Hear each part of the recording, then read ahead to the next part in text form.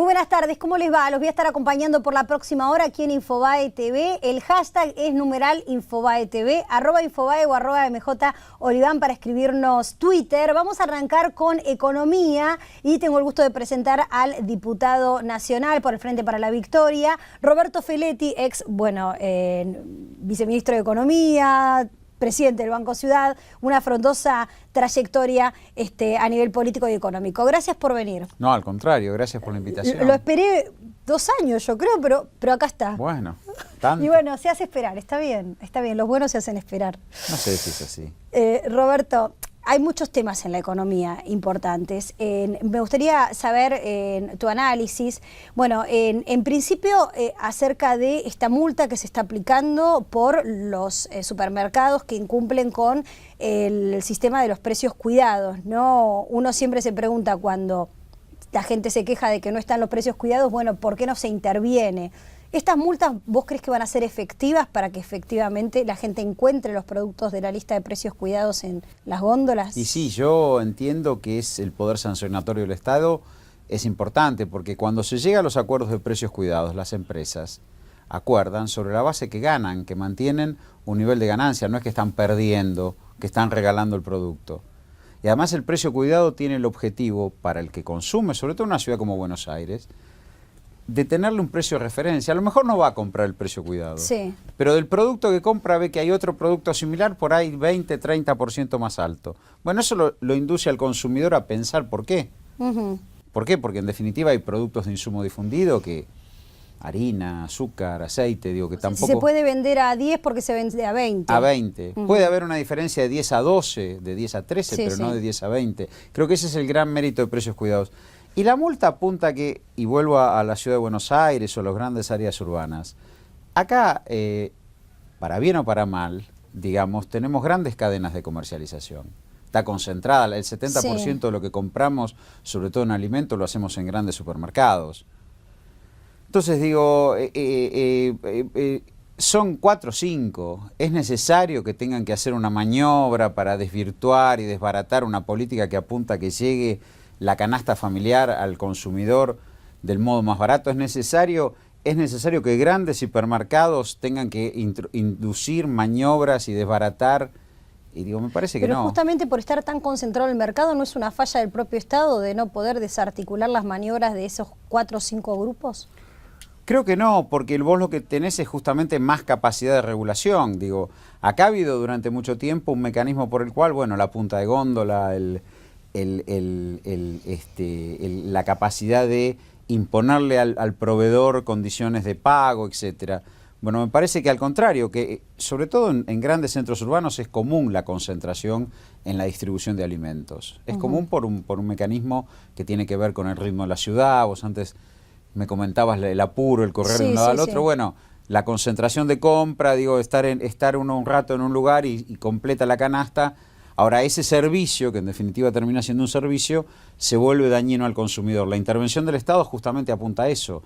E insisto, precios cuidados hay que mirarlo, sobre todo en las grandes ciudades, no solo con la posibilidad de acceso a la canasta que necesita la gente, sino también para que el consumidor medio, que por ahí puede tener una mejor situación económica, también entienda que hay un precio de referencia que le tiene que hacer ruido cuando le están cobrando por el mismo producto 30, 40, 50% más. Feletti, ¿usted reconoce la crisis que hay? Hemos pasado al usted, bueno, dale. O vos, sí, vos, usted. Siempre cometo el mismo error, no te lo tomes personal. No, creo que hasta a mi madre le digo vos y usted, las dos cosas.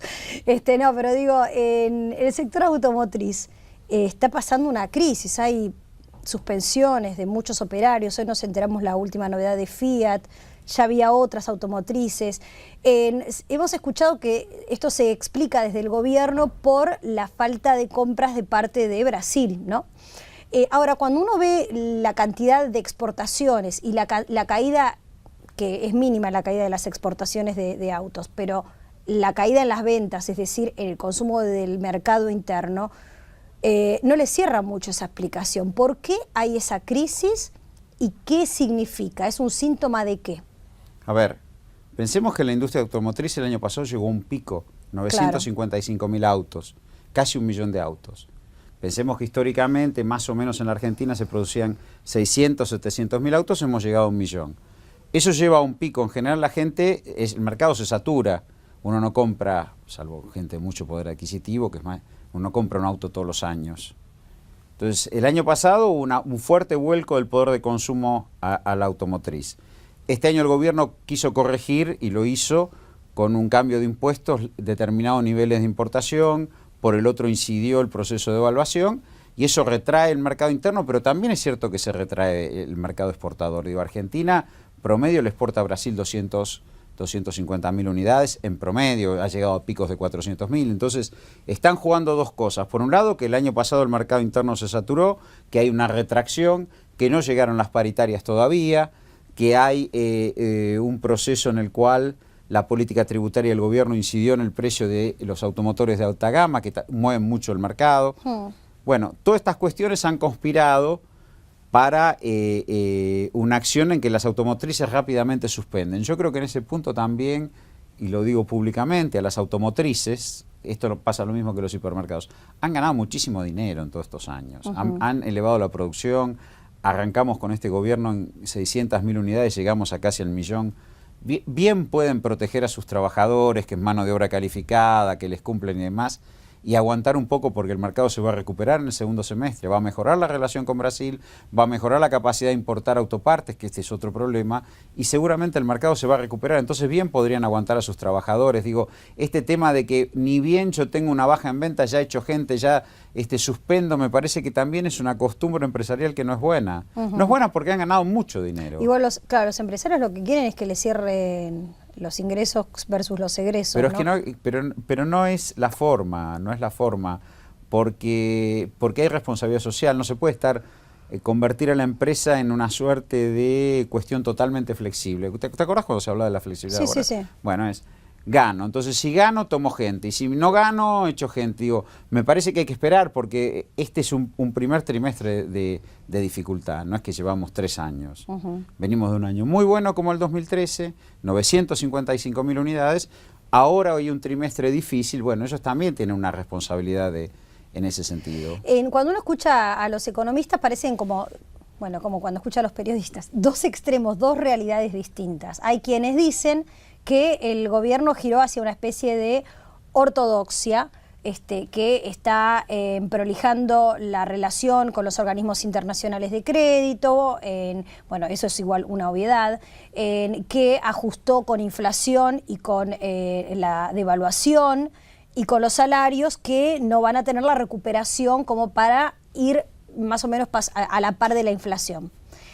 Y después están los otros, como usted, que son mucho más optimistas. Si viniese una persona de afuera a hacer una inversión, ¿usted qué le diría del país? ¿Cómo estamos? Yo le diría que llevamos 11 años de crecimiento económico, algunas veces muy alto el crecimiento, otras no tanto, que el país atraviesa dificultades, fundamentalmente la principal dificultad que tiene el país es la falta de energía, digamos, ha tenido un problema de desbalance, no de generación, se genera toda la energía que el país necesita, pero que hay que importar y eso le hace perder un poco de competitividad. Pero si se genera, ¿por qué tenemos que importar? Si se genera porque hay que importar energía para generar, digamos, no producís todo el fuel oil y todo el gasoil que necesitas para mover las centrales térmicas, claro. Entonces necesitas importar, antes se producía todo, ahora tenés que importar. Esa es una debilidad, pero por el otro tenemos un mercado interno muy robusto.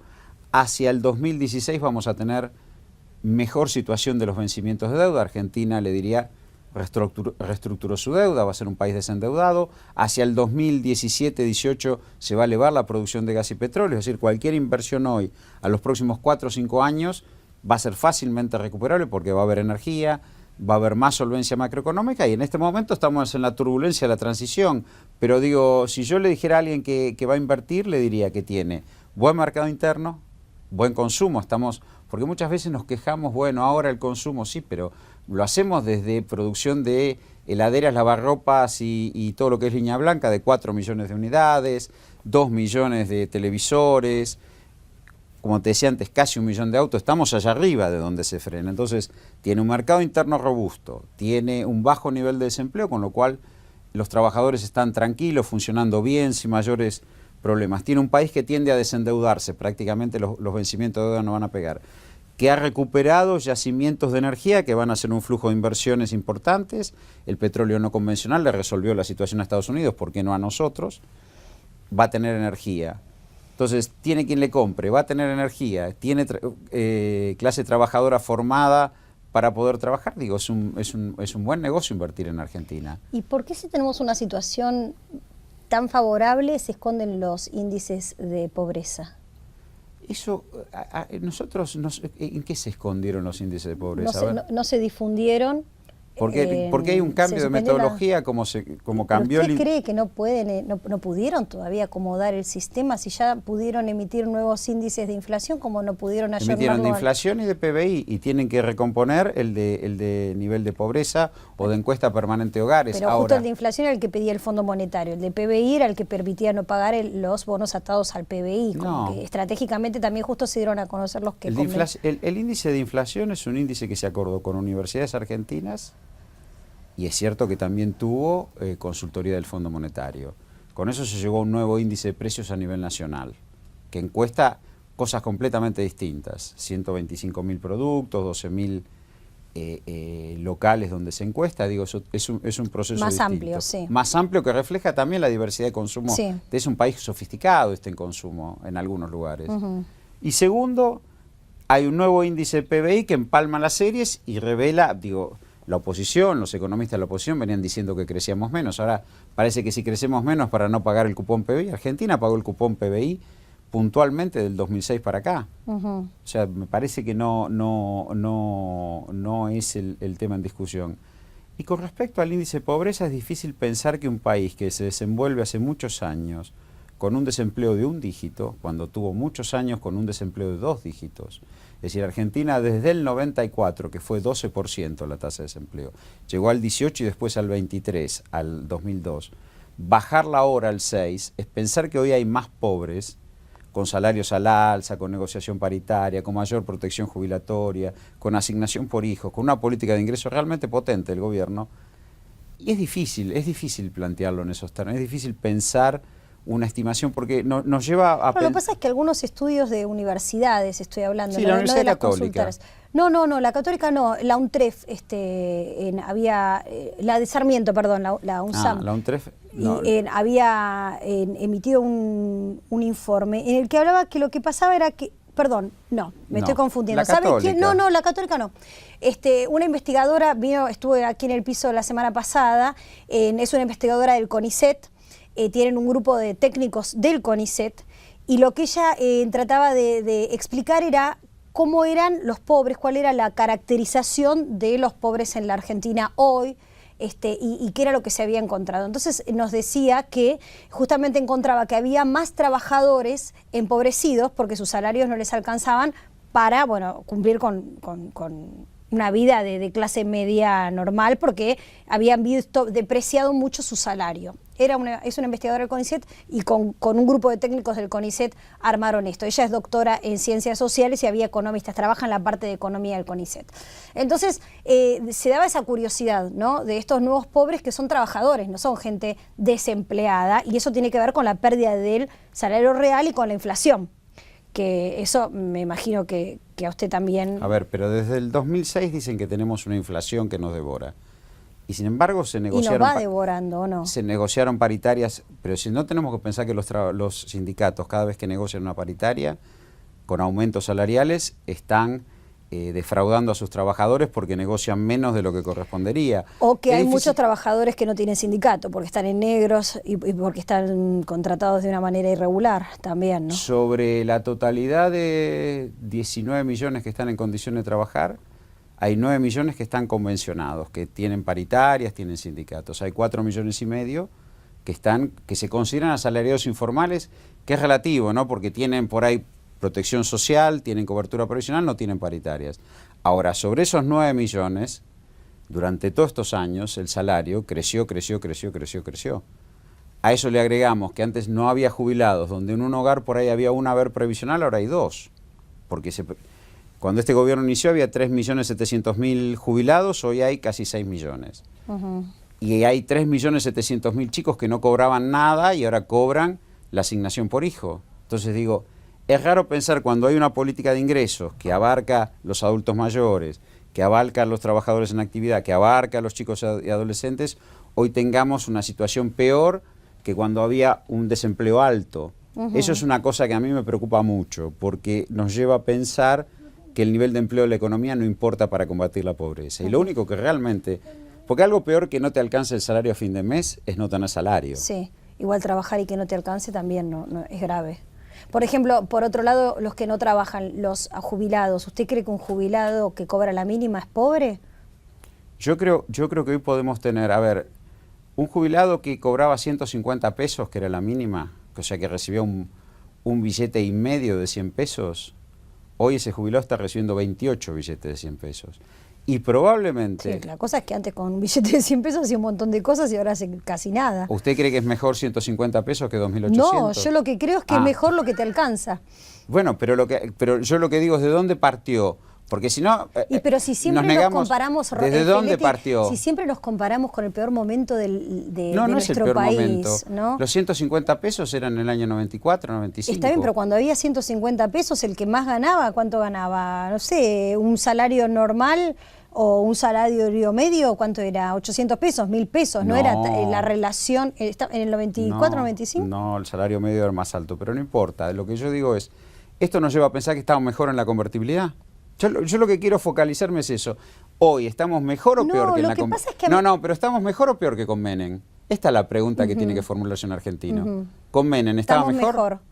Ah, bueno. No, estamos mejor que con Menem. Ah, bien. Ahora, eso es lo que tenemos que decir. Ahora, ¿no le parece que nos conformamos con poco si solamente nos comparamos con Menem y pero con a ver, 2001? Digo, los trabajadores, los sindicatos han negociado... ¿Cómo puede un país crecer mirando siempre para atrás? Los tipo, trabajadores, hace 20 años... Los trabajadores han negociado paritarias durante 10 años, que nunca hubo en el país tanto tiempo de negociación.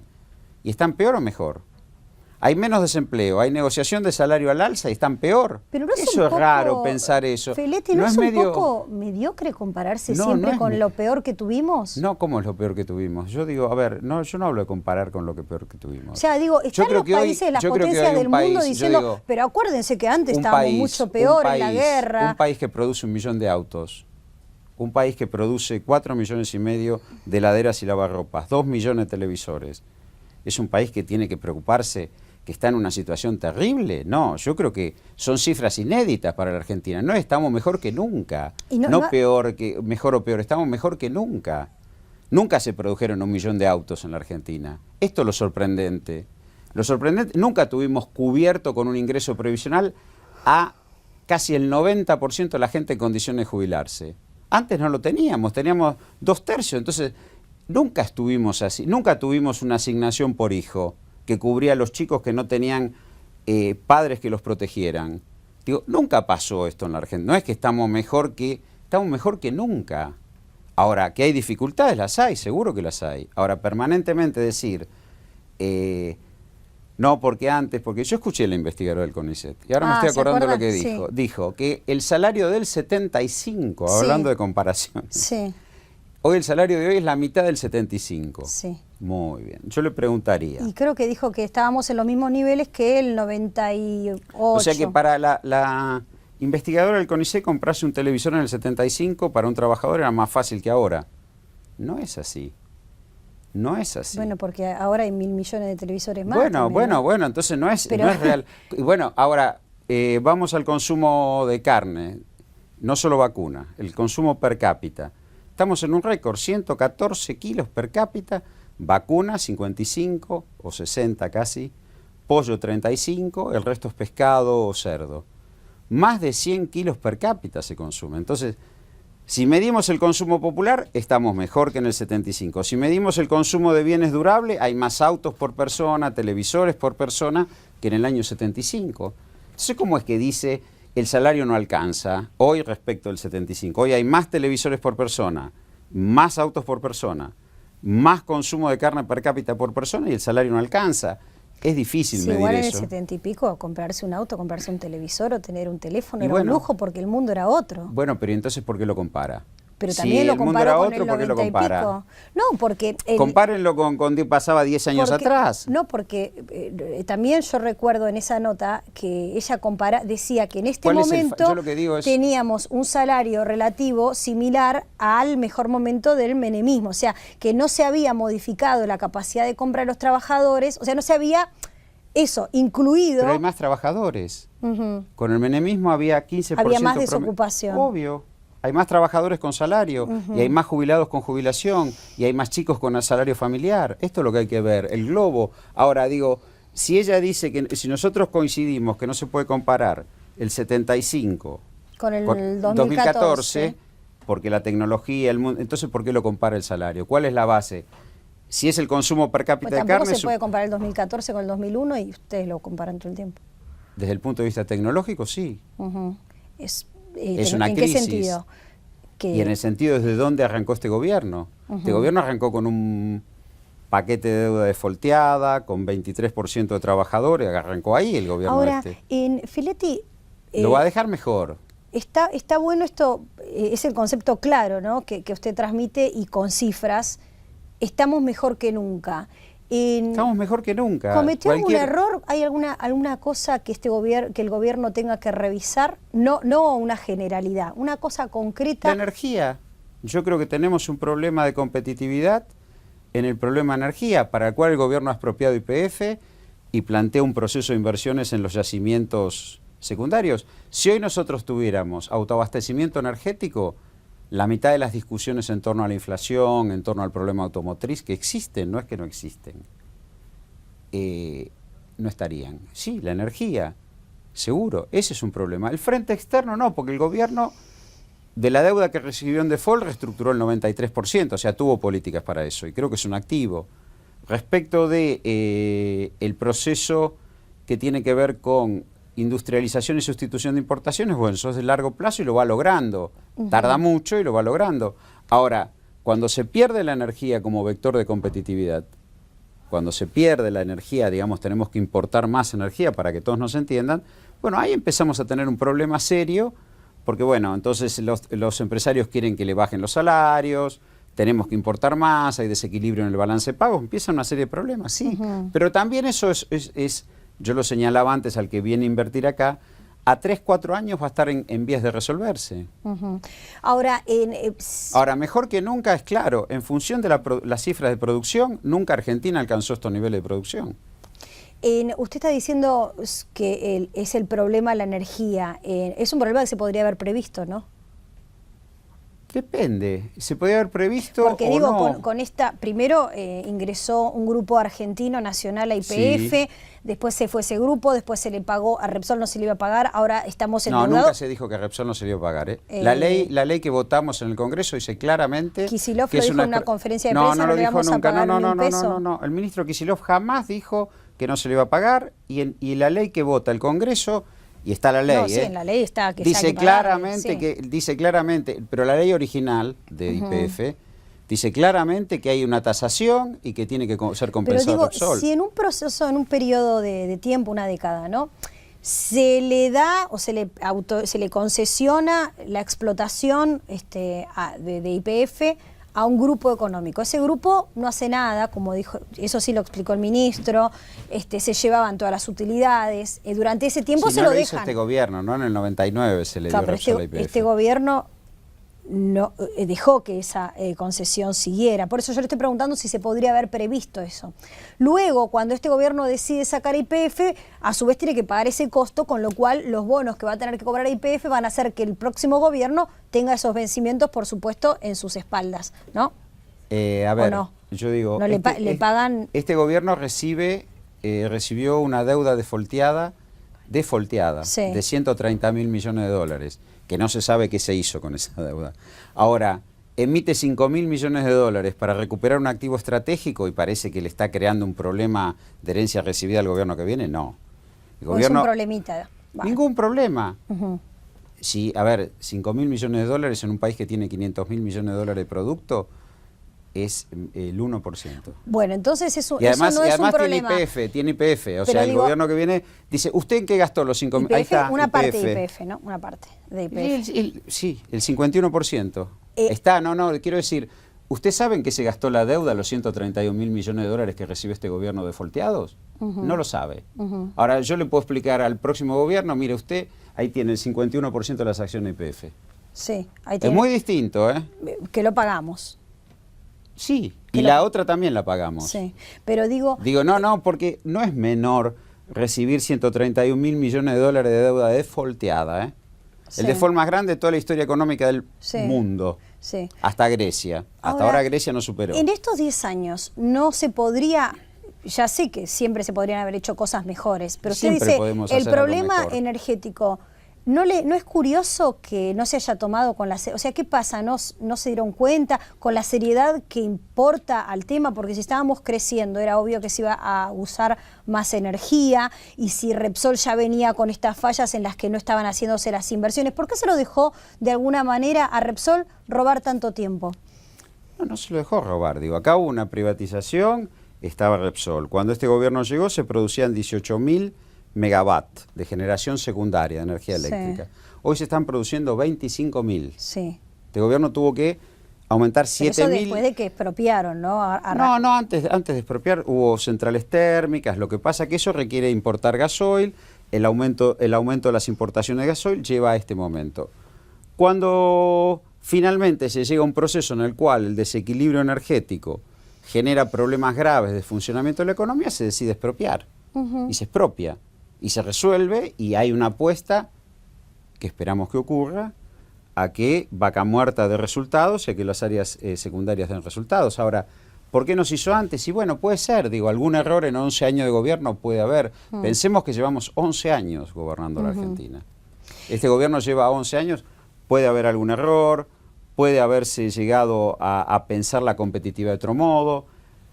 Cambiaron las políticas de Brasil, probablemente si hubiéramos tenido una continuidad de las políticas de Lula, a lo mejor la demanda brasileña era mayor, digo, hay muchas cuestiones en discusión hoy. Por último, ¿usted cree que hay que modificar el piso de ganancias como piden los sindicatos, para la CGT, Caló, todos, no?